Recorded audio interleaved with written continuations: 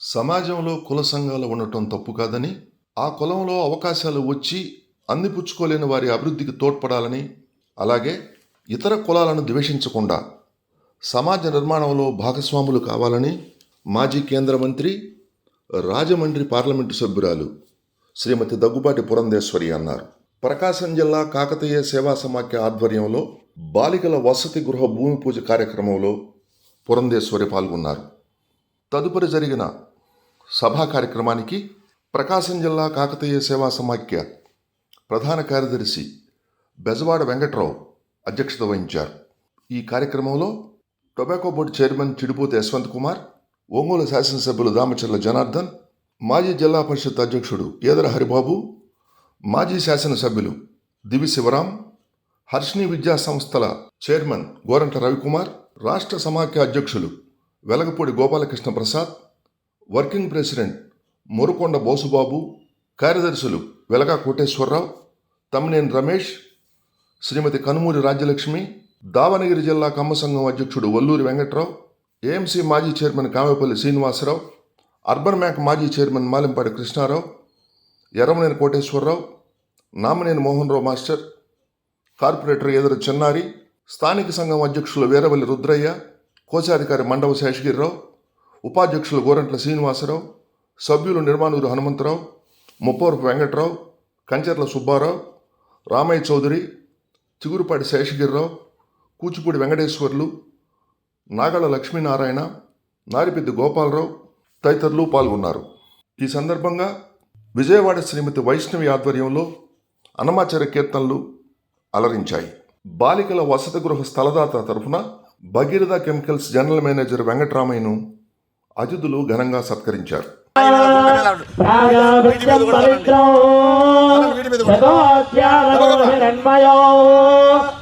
ముందుగా అంటే మీరు ఇబ్బంది పడతారు, ఇక్కడ నుంచోవడానికి స్థలం లేదని అయ్యా, ముందు అక్కడ వాస్తవంగా అయితే ఇప్పుడు నూట అక్కడ వేయాలి, ఊరికి దాని మీద మధ్యలో వేసేసి తర్వాత ఇసుక దగ్గర 5 నూట్లు వేయండి. అంతరిక్షం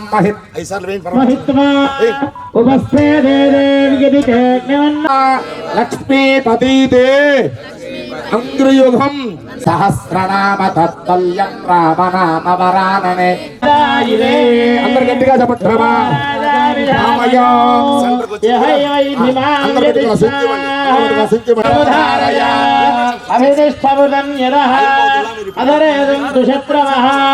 ఇంద్రైవ వృత్రహాధిష్ఠా అవహాక్షేత్రాడు సంగగన్ను ఇంద్రయేణ మదీధరణ ధ్రువంధ్రవేణ హవిషా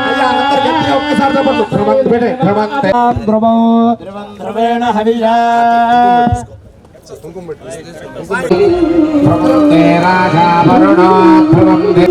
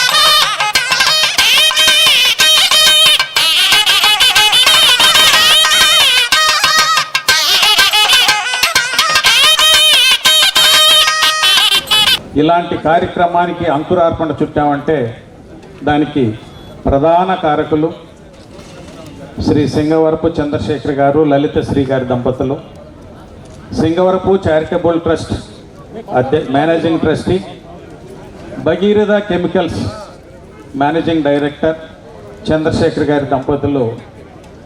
ఈ సందర్భంగా వారి ఇక్కడ జనరల్ మేనేజర్ వెంకట్రామయ్య గారిని సవినయంగా వేదిక మీదకి ఆహ్వానిస్తున్నాం. దయచేసి అందరూ ఒక్కసారి లేచి మీ చప్పట్లతో మీ హర్షధ్వానాల మధ్య దయచేసి అందరూ లేవాలి ప్లీజ్. ఇక్కడ దానికి ప్రధాన కారకులు భగీరథ కెమికల్స్ ఎండి చంద్రశేఖర్ గారు, వారి దంపతులు.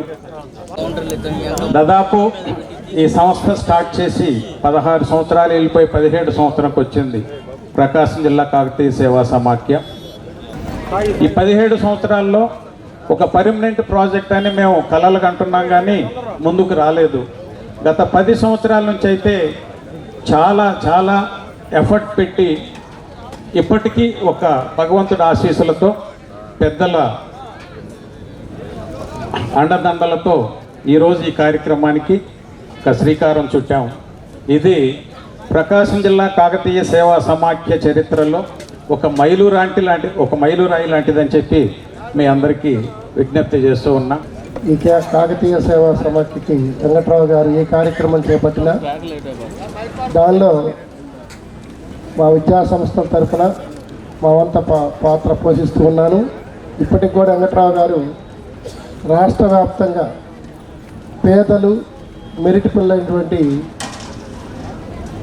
కమ్మ విద్యార్థులు ఉంటే నా కాలేజీకి తీసుకొచ్చాను. అప్పుడు చెప్తాను ఎక్కడెక్కడి నుంచో నంద్యాల, కడప, కర్నూలు అనేక ఏరియాల నుంచి ఆయనకున్న అనంతపురం కానీ ఆయనకున్న సంబంధాలతో పేద విద్యార్థులను గుర్తించి అన్న నీ కాలేజీలో వీళ్ళకి ఉచితంగా విద్యనివ్వాలి అని ఎన్నో సంవత్సరాలుగా నా దగ్గర పంపించడం, నా వంతు బాధ్యతగా సోషల్ రెస్పాన్సిబిలిటీగా వాళ్ళందరికీ కూడా ప్రతి సంవత్సరం మా కళాశాలలో విత్ ఫ్రీ హాస్టల్తో వాళ్ళకి ఎడ్యుకేషన్ ఇవ్వడం జరుగుతూ ఉంది. ఒక మంచి కార్యక్రమం. కులాలకు మతాలకు అతీతంగా పేదలు అనేవాడు అన్ని కులాల్లో ఉంటారు. దానికి కులాలు మతాలు సంబంధం లేదు. అలానే కాకతీయ సేవా సమాఖ్య ద్వారా గతంలో కమ్మ విద్యార్థులతో పాటు అనేక మంది బీసీఎస్సీ పిల్లలు కూడా మెరిట్ విద్యార్థుల్ని నాకు హ్యాండ్ ఓవర్ చేస్తున్నారు వెంకట్రావు గారు.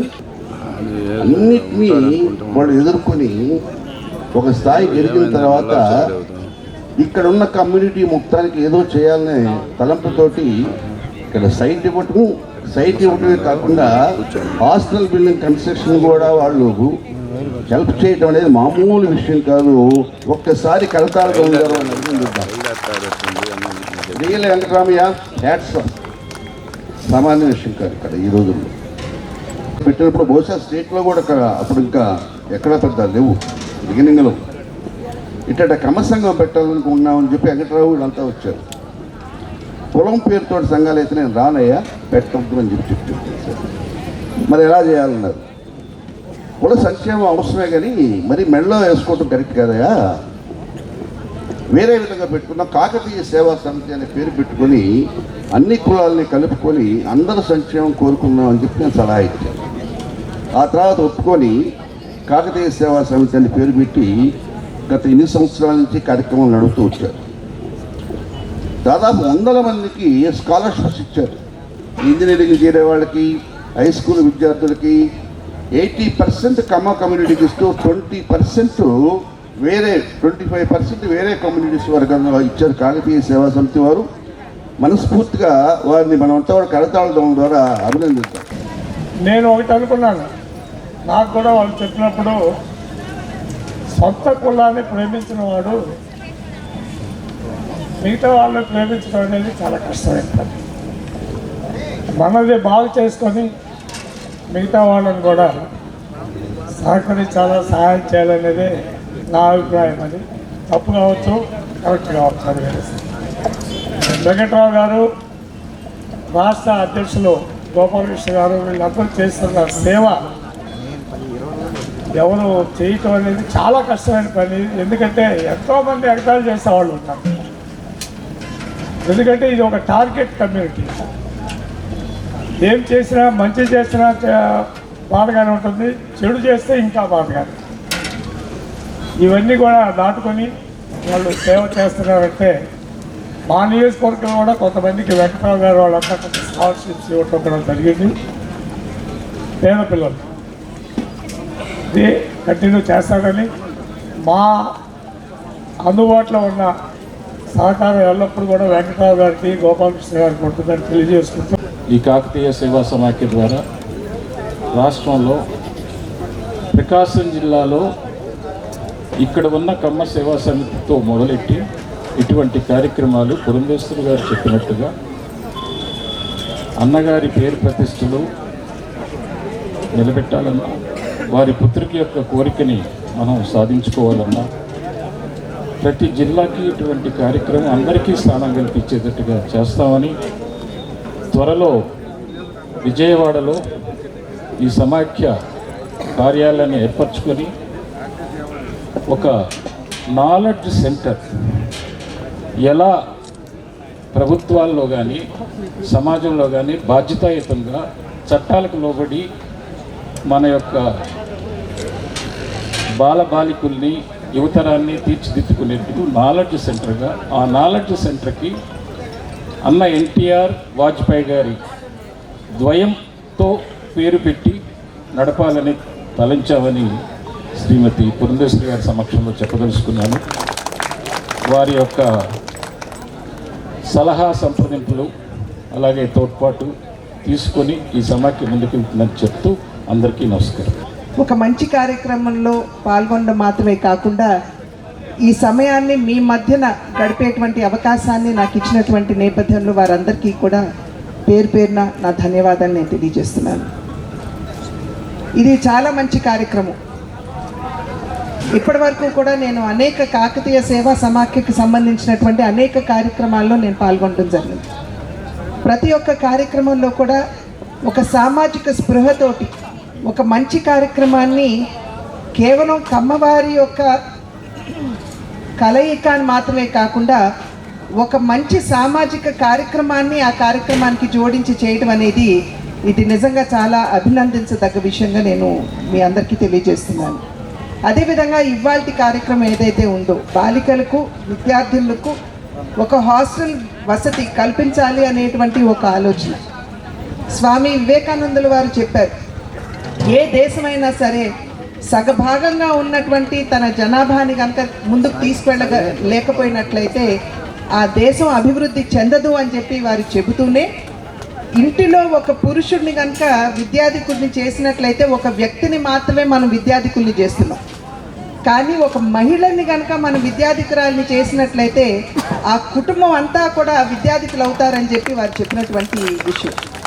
కనుక ఆ సందర్భంలో ఆడపిల్లల మీద దృష్టి పెడుతూ వారిని విద్యాధికులు చేయాలి అనేటువంటి భావనతోటి ఏదైతే ప్రకాశం జిల్లా కాకతీయ సేవా సమాఖ్య వారు ఈ కార్యక్రమాన్ని తలపెట్టారో వారికి నేను అభినందనలు తెలియజేస్తూ, ప్రత్యేకించి భగీరథ కెమికల్స్ వారి ముందుకు వచ్చి ఈ కార్యక్రమాన్ని, ఈ స్థలాన్ని దానం చేయడం దగ్గర నుండి అన్ని విధాలా కూడా వారి అండదండల్ని అందిస్తూ వెంకటరామయ్య గారి ద్వారా వారు ముందుకు వచ్చినటువంటి సందర్భంలో వారికి కూడా నా హృదయపూర్వక ధన్యవాదాలు, అభినందనలు కూడా నేను తెలియజేస్తున్నాను.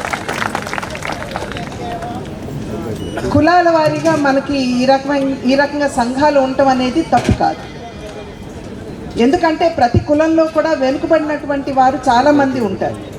కనుక వారిని సైతం మనం ముందుకు తీసుకుని వస్తూ వారికి అన్ని విధాల సహకారాన్ని అందిస్తూ వారిని ముందుకు తీసుకొచ్చే విధంగా ఈ కులాలకి సంబంధించినటువంటి సంఘాలు పనిచేయటం అనేది తప్పు కాదు అనేది నా యొక్క భావన. అయితే ఇక్కడ నా యొక్క స్వీయ అనుభవం మా తండ్రి గారితో, నందమూరి తారక రామారావు గారితో, ఒకానొక సందర్భంలో వారు అప్పట్లో కాషాయ దుస్తులు ధరించేవారు. పాత్రికేయులు వారి దగ్గరికి ఒక ప్రెస్ కాన్ఫరెన్స్ అని చెప్పి వచ్చినటువంటి నేపథ్యంలో నేషనల్ మీడియా వారు, అంటే ఉత్తర భారతదేశానికి సంబంధించినటువంటి వారు మా తండ్రి గారిని ప్రశ్నించడం జరిగింది. మిమ్మల్ని ఒక రకంగా చెప్పాలంటే ప్రధాని అభ్యర్థిగా కూడా మేము చూస్తూ ఉంటాం దేశానికి. కానీ మీరు ఎప్పుడైతే కాషాయ దుస్తులు ధరిస్తారు, మీరు వెంటనే ఒక మతానికి పరిమితం అవ్వటం కాదా, మరి ఇది మీకు ఒక రకంగా ఇబ్బందికరం కాదా అని చెప్పి వారిని అడిగినప్పుడు, ఎందుకంటే సెక్యులరిజం అని ఒక జాతీయ భావం అని చెప్పి మనం భావిస్తున్నటువంటి సందర్భంలో ఇది మీకు ఇబ్బంది కాదా అని చెప్పి వారిని అడిగినప్పుడు వారు ఇచ్చినటువంటి సమాధానం నేటి వరకు కూడా నాకు ఇప్పటికి కూడా గుర్తుంది. వారు సమాధానం ఇస్తూ ఏమన్నారంటే, దేశంలో ఉన్న ప్రతి తల్లికి కూడా నేను చేతులు జోడించి నేను నమస్కరిస్తాను, ఎందుకంటే ప్రతి తల్లి కూడా, ప్రతి మహిళ కూడా మాతృ సమానరాలు. అయితే నా తల్లి నన్ను గర్భాన మోసి 9 నెలలు తన గర్భాన మోసి తన ప్రాణాన్ని ఒడ్డి నాకు జన్మనిస్తుంది కాబట్టి నా తల్లికి నేను పాదాభివందనం చేయడంలో తప్పులేదు కదా అని చెప్పి మా తండ్రి గారు అన్నాడు చెప్పారు. అంటే దీన్ని మనం ఎలా అన్వయించుకోవచ్చు అంటే, మనకి కులాభిమానం ఉండటం అనేది తప్పు కాదు, కానీ ఆ కులాభిమానం ఇతర కులాల పట్ల దురాభిమానంగా మారటం అనేది ఇది ఖచ్చితంగా ఎవరు కూడా స్వాగతించినటువంటి విషయం అనేది మనమందరం కూడా గుర్తుంచుకోవాల్సినటువంటి అంశం.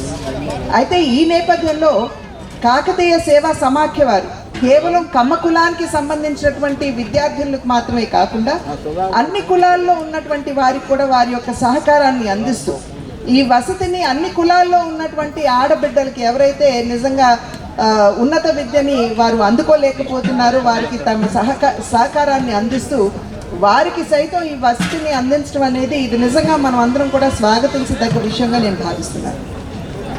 సమాజ సేవ ఖచ్చితంగా మనం అందరం కూడా ఒక సామాజిక స్పృహతోటి చేయవలసినటువంటి అవసరం ఉన్నది అనేటువంటి విషయం మనం గమనించాలి. ఎందుకంటే కేవలం మన మధ్యన కాకుండా ఇతర సమాజంలో చాలామంది కూడా అనేక అవకాశాలు వచ్చినా అందిపుచ్చుకోలేనటువంటి పరిస్థితుల్లో వారందరూ ఉంటారు. కనుక వారికి చేయూతను అందించవలసినటువంటి బాధ్యత మన మీద ఉండటం మాత్రమే కాకుండా మానవ సేవే మాధవ సేవ అనేదైతే మన పెద్దలు చెప్పారు, దేహో దేవాలయ ప్రోక్త జీవో నారాయణ పరహ అని చెప్పి మన పెద్దలు స్కంద పురాణంలో చెప్పారు. అంటే బాహ్యంగా ఉన్నటువంటి ఈ శరీరాన్ని దేవాలయంగా భావించినట్లయితే ఆ దేవాలయంలో నివసించేటువంటి జీవాత్మని మనం పరమాత్మగా కొలవాలి అని చెప్పి మన పెద్దలు చెప్పినటువంటి మాట. కనుక దాన్ని మనం అనుకరిస్తూ సమాజంలో ఉన్నటువంటి వారికి కనుక మనం సేవ చేసినట్లయితే ఖచ్చితంగా అది ప్రత్యక్షంగా మనం ఆ వ్యక్తికి చేసినటువంటి సేవే అయినా పరోక్షంగా అది భగవంతుడికి మనం అర్పిస్తున్నటువంటి సేవ అనేటువంటి విషయాన్ని మనం ఇక్కడ గమనించవలసినటువంటి అవసరం చాలా ఉంది. కనుక దానికి అనుగుణంగానే ఇవాళ ఈ కార్యక్రమం చేపట్టడం అనేది ఇది చాలా ముదావహంగా నేను భావిస్తున్నాను. అయితే ఈ సందర్భంలో నాకు నారాయణ రెడ్డి గారు రాసినటువంటి ఒక చిన్న కవిత, ఎక్కడికి వెళ్ళినా కూడా సాధారణంగా కాకతీయ సేవా సమాఖ్య కావచ్చు లేకపోతే ఈ రకమైనటువంటి సమావేశాలు నాకు ఎప్పుడు కూడా ఇది స్ఫురణకు వస్తున్నటువంటి కవిత. పంచకట్టుటలోన ప్రపంచాన మొనగాడు, కండువా లేనిదే గడప దాటని వాడు, పంచభక్షాలు తన కంచాన వడ్డించ గోంగూర కోసమే గుటక లేసేవాడు, ఎవడయ్య ఎవడు వాడు ఇంకెవడు వాడు తెలుగువాడు. మంచి మనసెదురైతే మాలలిచ్చేవాడు, తిక్కరేగిందంటే డొక్క చీల్చేవాడు, ఏ దేశమేగినా ఎందుకాలిడినా ఆబకాయ వియోగం అసలు సైపనివాడు, ఎవడయ్య ఎవడు వాడు ఇంకెవడు వాడు తెలుగువాడు.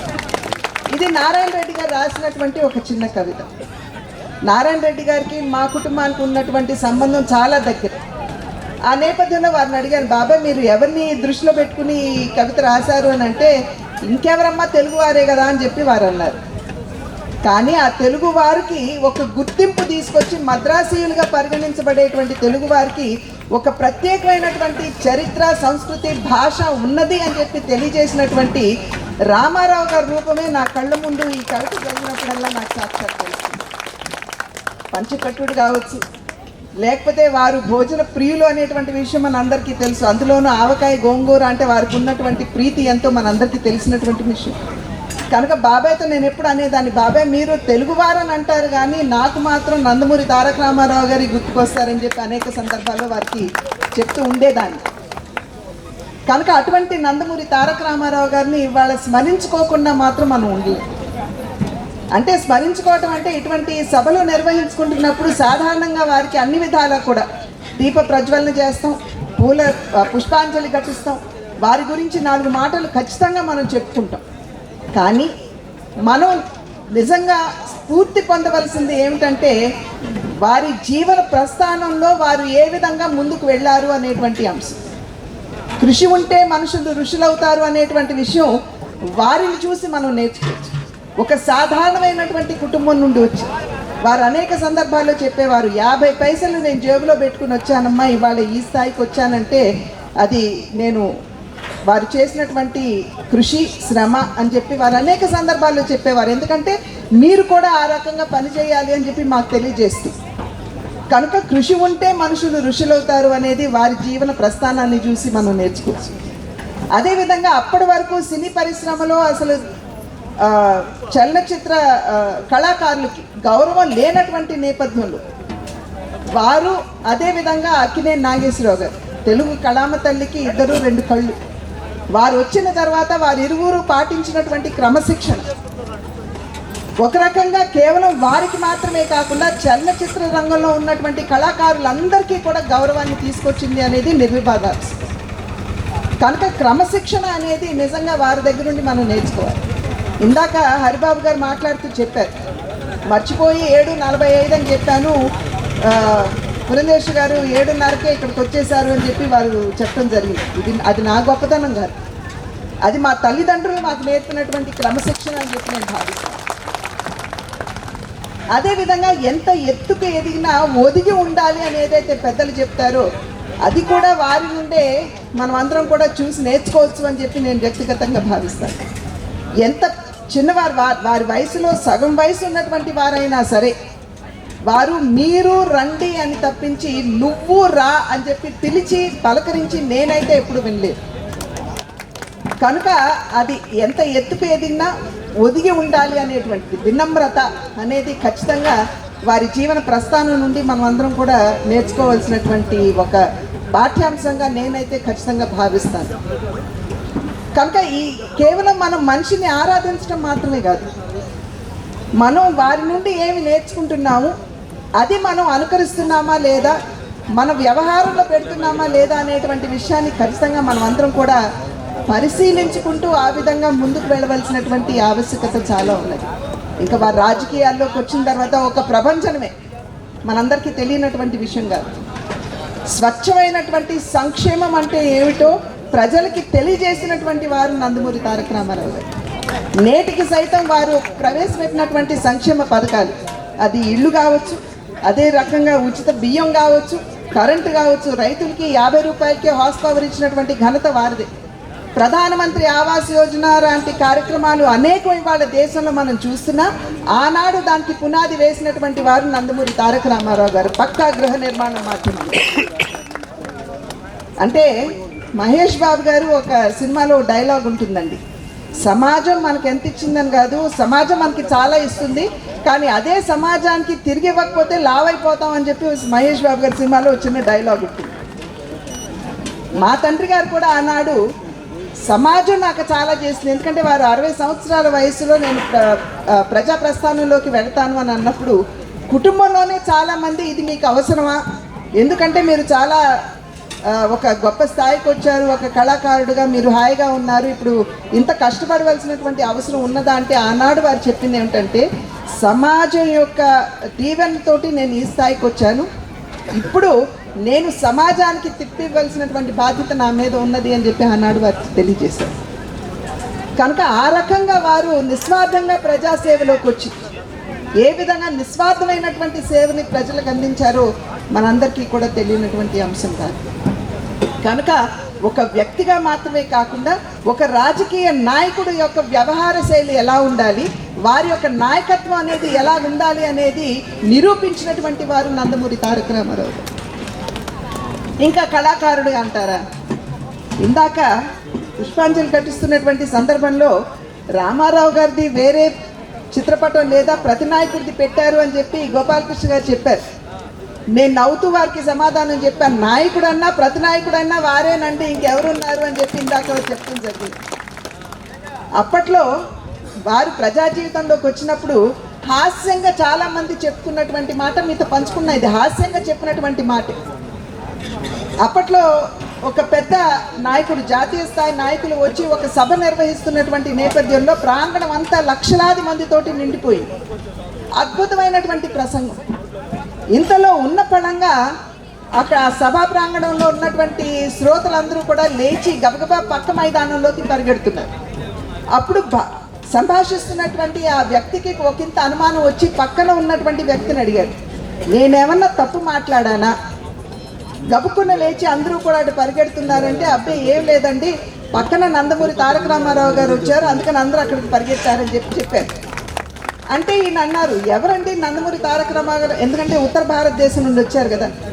ఎవరు అని అడిగినప్పుడు ఏం లేదండి, ఆయన కృష్ణుడు రాముడు పాత్రలు పోషించారు కనుక ఒక దేవుడు అంటే ఆయన ప్రతిరూపమే అందరి హృదయాల్లో నిలిచిపోయి ఉంది, అందుకని అందరూ వెళ్ళారంటే, సరే ఆయన రాముడు కృష్ణుడు వేషం వేసినట్లయితే రావణాసురుడు దుర్యోధనుడు వేషం వేసినటువంటి వారు ఉండాలి కదా, వారిని పిలవండి మన సభకి అని అన్నారు. అంటే వీరన్నారంటే, ఎక్కడి నుండి పిలిచేదండి బాబు, అవి కూడా ఆయనే కదా వేసేసారు అని చెప్పన్నారు. ఇది హాస్యంగా వారు చెప్పినా కూడా ఇక్కడ గమనించవలసినటువంటి విషయం, ఒక కథానాయకుడిగా అందరిని మెప్పించడం చాలా సులభం. ఎందుకంటే అన్నీ మంచి క్యారెక్టర్సే ఉంటాయి, మంచివాడై ఉంటారు, తల్లిదండ్రులు గౌరవిస్తాడు, భార్యను చక్కగా చూసుకుంటాడు, ఈ రకమైనటువంటి మంచి గుణాలే కథానాయకుల్లో ఉంటాయి. కానీ ప్రతి నాయకుడిగా ప్రజల్ని మెప్పించడం అనేది చాలా కష్టమైనటువంటి విషయం. ఆ విధంగా కూడా నాయకుడైనా ప్రతి నాయకుడైనా రామారావు గారే అని చెప్పి అనిపించుకున్నటువంటి నా దృష్టిలో అయితే ఏకైక కళాకారుడు నందమూరి తారక రామారావు గారు అని చెప్పి అంటున్నారు. ఏదన్నా మా చిన్నతనంలో సినిమా చూసి వస్తే ఎలాగుందమ్మా అని అడిగేవారు. వారు ఎక్కువ వచ్చి చూసేవారు కాదు, మమ్మల్ని అడిగేవారు చూసి వెళ్ళిన తర్వాత. అబ్బాయి వచ్చే అసలు బాగాలేదండి అని అంటే చాలా కోపం వచ్చేసేదాన్ని. ఎందుకంటే ఒక కళాకారుడిగా మేము ఎంత కష్టపడతామో మాకు తెలుసు. ఒక నిర్మాత కావచ్చు, ఒక దర్శకుడు కావచ్చు, పాటలు రాసేవారు కావచ్చు, మ్యూజిక్ ఇచ్చేవారు కావచ్చు, ఆ కాడికి వస్తే కళాకారులైనటువంటి మేమైనా కూడా ఎంత కష్టపడతామో మాకు తెలుసు. చీచీ నాకు ఈ సినిమా బాగాలేదు అని చెప్పి మీరు చెప్పొద్దు, నాకు నచ్చలేదు అని చెప్పండి, అది వేరే విషయం అని చెప్పి మా తండ్రి గారు చెప్పారు. అంటే ఆ విధంగా తోటి కళాకారుని కూడా వారు అంత గౌరవించి వారు ఒక ఎగ్జాంపుల్గా నిలబడ్డారు అని చెప్పి నేనైతే చెప్పలేదు. అక్కినేని నాగేశ్వరరావు గారికి మా తండ్రి గారికి ప్రొఫెషనల్గా వారు అంటే ఒక కాంపిటీషన్ ఉండేది, నువ్వా నేనా అని చెప్పి అంతవరకే పరిమితమయ్యేవారు. ఏకేనాపి సువృక్షేణ పుష్పితేన సుగంధిన వాసితం తద్వనం సర్వం సుపుత్రేణ కులం తథా అన్నారు పెద్దలు. ఒక అడవిలో లక్షలాది చెట్లు ఉంటాయి, కానీ ఆ చెట్లు నిరుపయోగమే. సువాసనను వెదజల్లేటువంటి పుష్పాన్ని అందించగల ఒక్క చెట్టు ఉంటే చాలు, ఆ అరణ్యానికంతా అడవికంతా కూడా సువాసన భరితమైపోతుందని చెప్పి పెద్దలు చెప్పారు. ఈరోజు ముఖ్యంగా మొదటగా భగీరథ కెమికల్స్ ఎవరైతే మన వాళ్ళు వెంకట్రామయ్య గారు ఈరోజు రావటం, వాళ్ళంతా కూడా స్థలం కేటాయించడం, వాళ్ళకి మనస్ఫూర్తిగా అందరి తరఫున కూడా వాళ్ళకి ధన్యవాదాలు తెలియజేస్తున్నా. ఈరోజు ఒక మంచి కార్యక్రమం, ఇవన్నీ కూడా మొన్న కూడా ఒక భూమి పూజ చేశారు. దగ్గర 15 సంవత్సరాల నుంచి వెంకట్రావు గారు కానీ వీళ్ళంతా కూడా కాకతీయ సేవా సంఘంలో అనేక కార్యక్రమాలు కూడా చేయటం, ఇదివరకు కూడా కొన్నిటికి కూడా మేమంతా కూడా రావటం ఇవన్నీ కూడా జరుగుతూ ఉంది. ఎంతోమంది పేద విద్యార్థులకు కూడా స్కాలర్షిప్ ఇవ్వటం, అదేవిధంగా ఎవరైతే బాగా చదివే వాళ్ళు కానీ పేదవాళ్ళు కానీ అదేవిధంగా మిగతా కులాల వాళ్ళకు కూడా వాళ్ళను కూడా సహకరించి వాళ్ళందరూ కూడా ఒక మంచి కార్యక్రమాలు చేయటం అనేది చాలా సంతోషమైన విషయం అని చెప్పి కూడా మేము తెలియజేస్తూ ఉన్నా. ఈరోజు ఈ కార్యక్రమానికి పురంధేశ్వర్ గారు రావటం, ఇప్పుడు దాకా మాట్లాడింది ఎంతో చక్కగా రామారావు గారి గురించి కానీ అదేవిధంగా ఎన్నో విషయాలు ఈరోజు చెప్పారు. వాళ్ళకు కూడా ఇలాంటి కార్యక్రమం వచ్చి అందరినీ కూడా కార్యక్రమం జయప్రదం చేసినందుకు మనస్ఫూర్తిగా నా అభినందనలు ధన్యవాదాలు తెలియజేస్తున్నాను. అదేవిధంగా మనం ఉండేది ఒకటి మాత్రం నేను ఒకటే చెప్పగలుగుతున్నా, అందరం కలిసి పని చేసుకోవాలి. ఏదైనా కూడా కలిసి ఉంటేనే కలరి సుఖం అని చెప్పారు. అలానే అందరం కూడా కలిసి ఏ పని చేసుకున్నా ఏ నిర్ణయం తీసుకున్నా అందరూ కలిసి ఉంటే బాగుంటుందని చెప్పి కూడా నేను తెలియజేస్తా ఉన్నా.